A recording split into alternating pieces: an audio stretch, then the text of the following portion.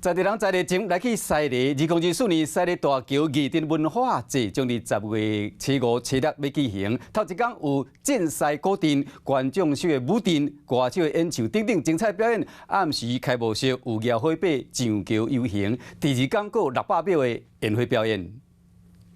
西丽大桥通车到今已经71年，除了是地方的交通要道，嘛是有分林人的共同基地。在去年西丽大桥通车70周年，云林县政府特别和中华关盛大举办艺阵活动，造成轰动。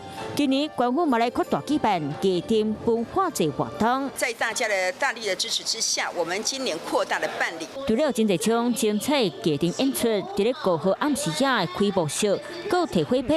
上桥游行，未来点到由林国庆老师所设计幸福婚礼的翻转机。透过这个林国庆老师呢，这个翻转制的设计，我们在5号当天会在16墩进行这个就是这个幸福云林的一个翻转制，来为云林祈福。